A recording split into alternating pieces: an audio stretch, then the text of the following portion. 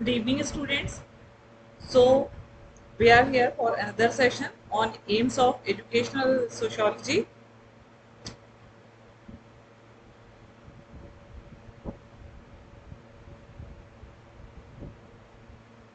As you know, and we discussed earlier, education sociology is a field that examines interplay between education and society, focusing on how social factors influence educational processes and outcomes.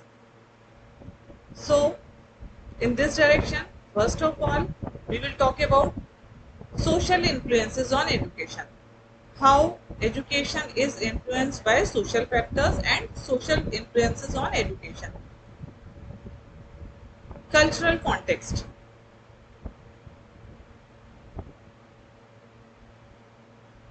Cultural context. How cultural values, beliefs, and norms shape educational practices and attitudes. Like different cultures prioritize various types of knowledge. Like if we talk about cultural beliefs, cultural values, they emphasize on different things, different cultures, different type of knowledge, different religious beliefs, different traditions, different rituals. So they prioritize different types of knowledge, different types of values, different types of beliefs, traditions, and methods, and all of that combined together to influence education. Socialization. Educational institutions contribute to socialization process. How? In a school, students from diverse background come together. They meet each other. They play with each other. They talk to each other, and this way they socialize with each other. They talk to each other. They go out with each other. They share lunch together. They participate in games. They play together, and they study together. So that is how process of socialization takes place.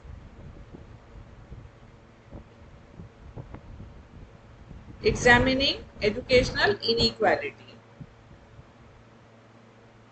Education can reinforce or challenge as existing social hierarchies and inequalities related to class, race, gender, and other social categories, like which was prevailed in ancient India. Everything was based on class. That's why inequalities existed. Hierarchies were framed. So inequalities existed. Only upper class was uh, had access to education. Only upper class and rich people could access education. Poor were not allowed, and sometimes it was based on caste. Only Brahmins were allowed to get education. So educational inequalities existed. It still exists even today, but it has changed to a large extent.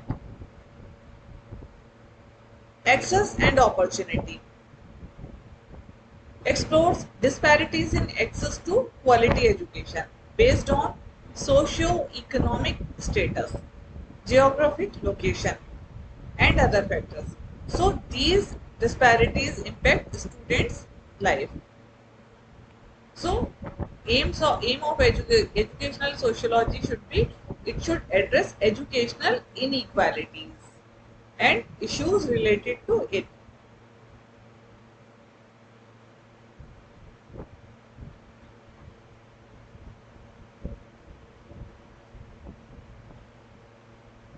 Educational institutions and structures.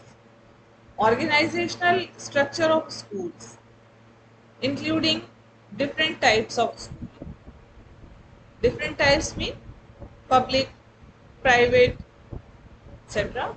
operate and their impact on educational outcomes. Curriculum and pedagogy. It examines the content and methods of teaching, and thereby it helps to determine curriculum and pedagogy to be implemented or through which education can be imparted.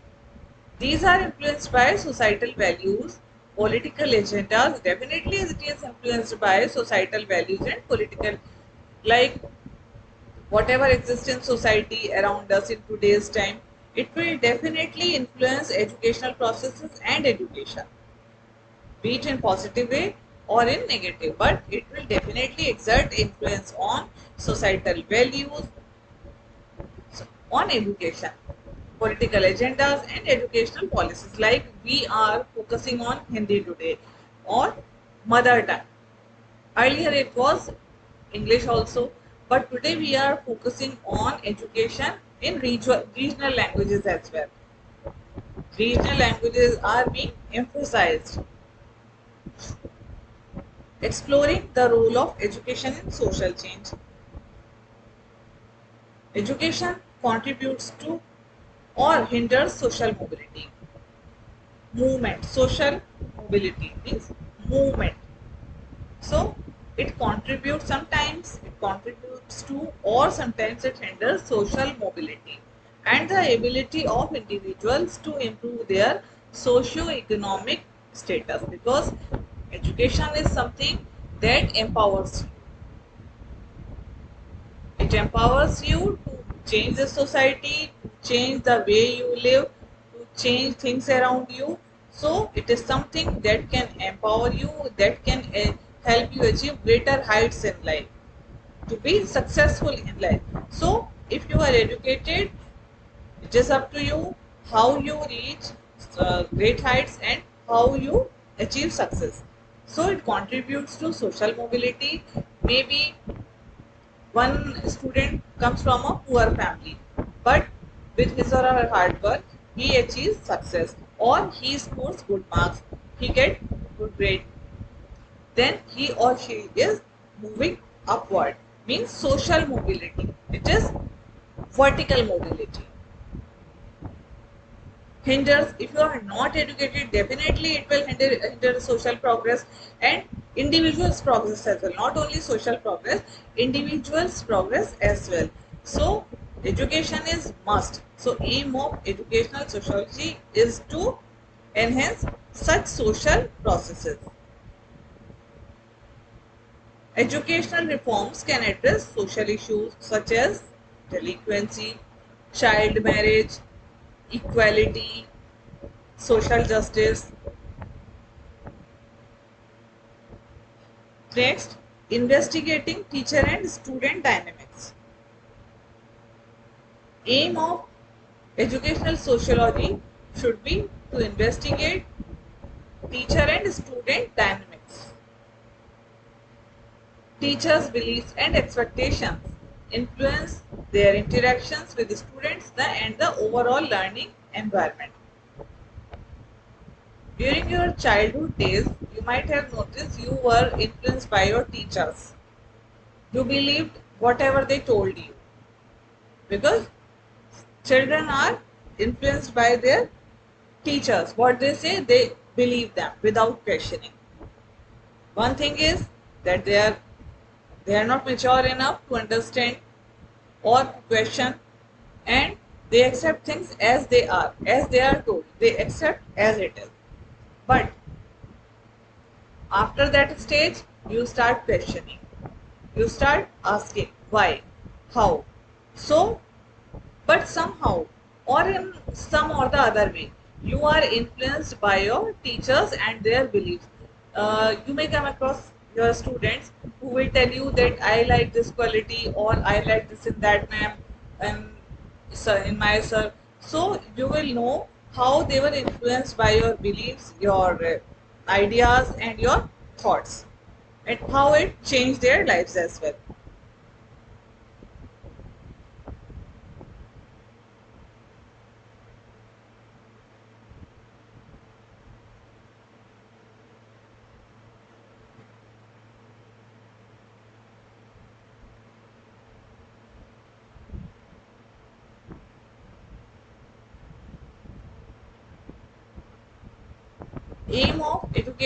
Another aim of educational sociology is to investigate the relationship between education and other social institutions like family and community. How family background and community resources impact educational experiences and outcomes. How it impact educational experiences. Definitely family background of a child, community to which he or she belongs matter a lot in a child's life. Why? Because most of the time or most of the time a student spends with his or her family, so he or she is influenced or it impacts his or her educational experiences and outcomes as well. Community of which he is a part, it exerts influence on his educational experiences, the way he speaks, the way he learns, the way he responds in class, the way he does things. Definitely, it is influenced by his or her family background and community's resources.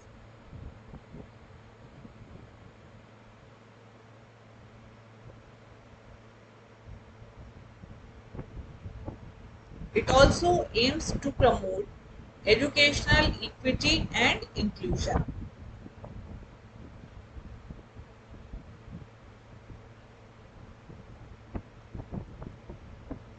Educational equity and inclusion.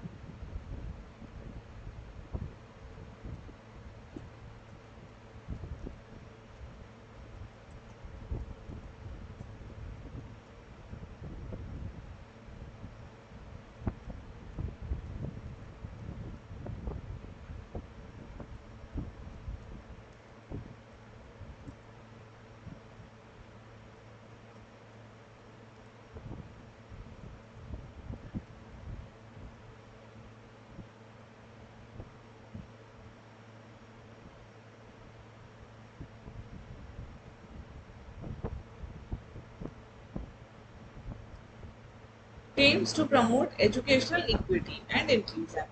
It aims to understand and promote practices that support diverse student population and create inclusive educational environment where all students are welcome, all are appreciated on despite several cultural differences, language variations, and background, cultural beliefs. Despite so many variations, they are appreciated, they are encouraged, they are welcome, and they are a part of the same classroom. So, diversity and inclusion as well. Anti discrimination. It addresses issues related to discrimination and bias in education, that there should be no discrimination and bias in education. It aims to ensure policies and practices for fair treatment for all students. No discrimination on the basis of caste, class, ethnicity, race, or any other ground.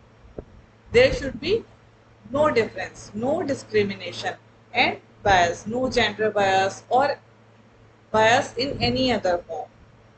Everyone should be treated equal. Students, they must be treated equal. They must be treated in a fair manner. So, anti-discrimination. Once again, let's discuss it in detail. Educational sociology plays a crucial role in promoting educational equality and inclusion by addressing the various factors that contribute to or hinder fairness and equal opportunity in educational setting. How? By identifying and analyzing disparities. Educational sociology, what it does, it conducts or it identifies disparities in educational access, how it is hampered resources and how it hampers educational access, resources and outcomes among different groups, such as those based on race, gender, socio-economic status, disability, or geographic location. So, educational sociology aims to address such issues. It aims to promote inclusive curriculum and pedagogy. How curricula can reflect diverse perspectives. No curricula should focus on one perspective, one community, one thing. It should reflect on diverse perspective and experiences, ensuring that all students see their cultures and histories represented in their education. So, it should ensure diverse perspective. That's why we are talking about inclusion. We are talking about diversity and inclusion, integration. So, where all are welcome, all are treated equally. So, curriculum should reflect diverse perspective. Where we talk about our country, not our state only. It should be included. State things, local things, regional things should be included. But it should address diverse perspective on a broader level. Teaching methods. Effective teaching methods should be accommodated with diverse learning styles and needs. What is diverse learning style and needs? Teaching methods that ensures participation and encouragement for learners from different backgrounds. A student should not feel that I am left alone. I am not being paid attention. A teacher is not paying any attention to me or any other student. So everyone should feel included. Everyone should feel appreciated. So this is a characteristic of inclusion. Diverse learning styles, different kinds of, which suits all children, which is according to their need, which is according to how they learn, which helps them to learn things. Different types of style, where all students are learning. No student should be left alone. All should be encouraged. All should participate in classroom activities with proper enthusiasm.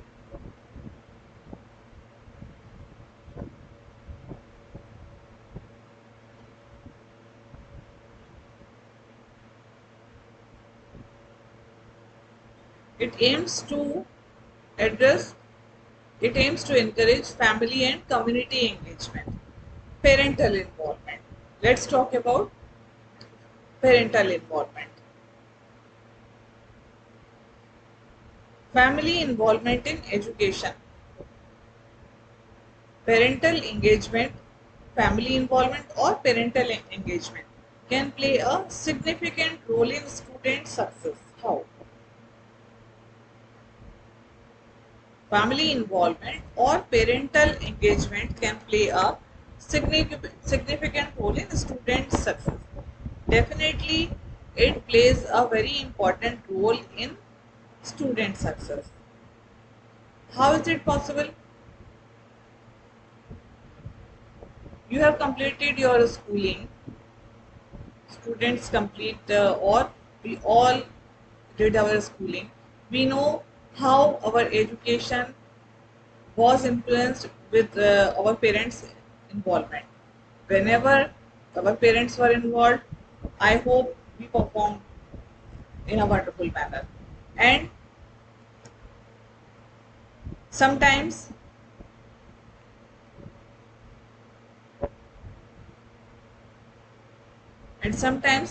when some student parents are not involved and not paying attention to their kids, to their children, it may be possible that students are not able to perform well because no guidance is provided to them, no parental support or involvement is there.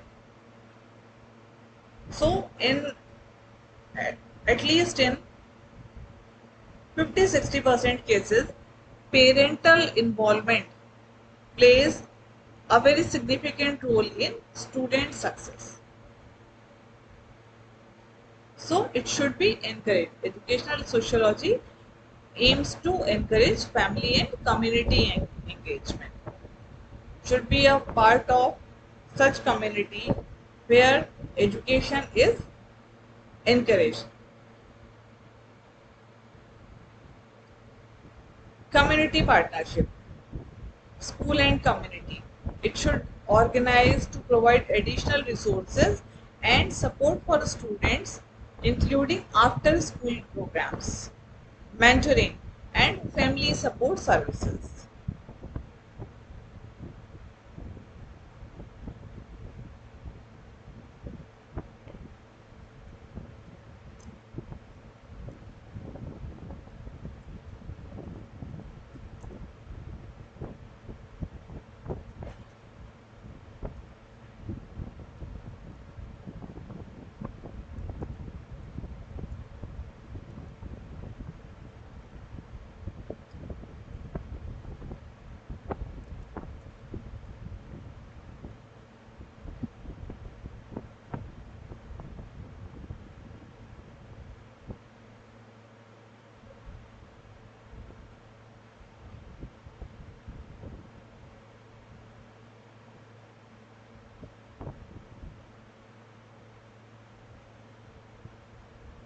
So, we discussed in detail aims of educational sociology, and they can be summarized through the through some points. First is social influence on education. It aims to explore how cultural, social, and family factors shape educational processes and students' learning experience. It also aims to examine educational inequality because it investigates disparities in access to education, resources available to students, and outcomes based on socio-economic status, race, gender, and other factors. It aims to analyze educational institutions and structures. It explores the role of education in social change, how education contributes to social mobility, and how social change takes place with the help of education, and how education accelerates it.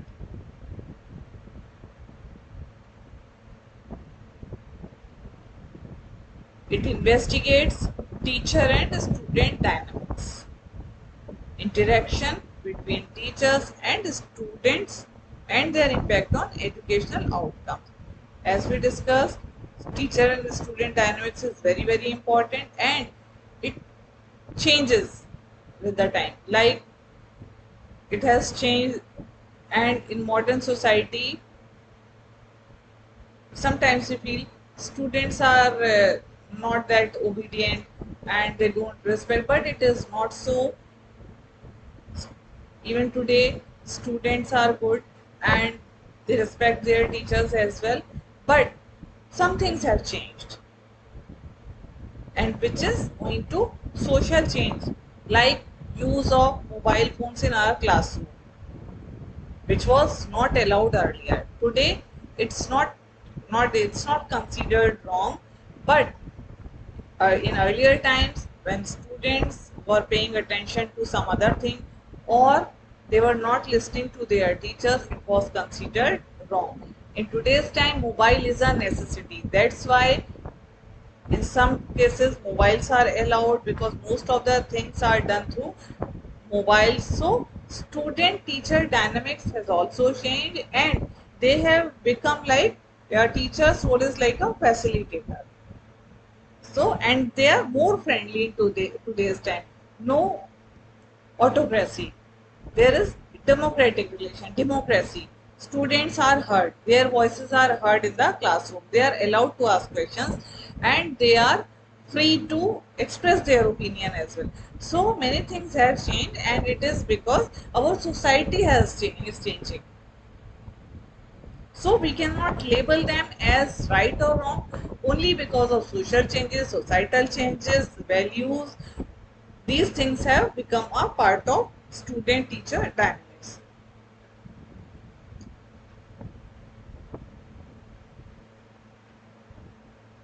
It aims to analyze and advocate policies that address educational inequalities and improve effectiveness. It aims to investigate education's relationship with other social institutions, how education intersects with family, community, and the economy. And last point, it promotes educational equity and inclusion. Practices and policies that ensure fair and inclusive educational opportunities for all students. Equal opportunity.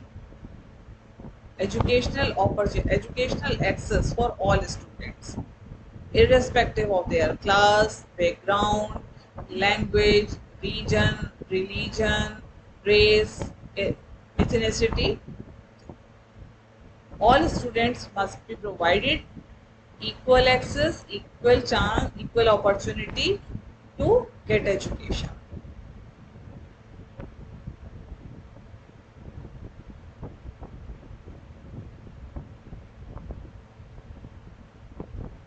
Once again, educational sociology explains role of the school in community, role of the school and the social factors influencing education or society. It understands democratic ideologies, cultural, economic and social trends that influence formal and informal agencies of education. It estimates the social factors and their effects upon individuals. So, we have completed aims of educational sociology. In our next session, we will talk about difference between educational sociology and sociology of education.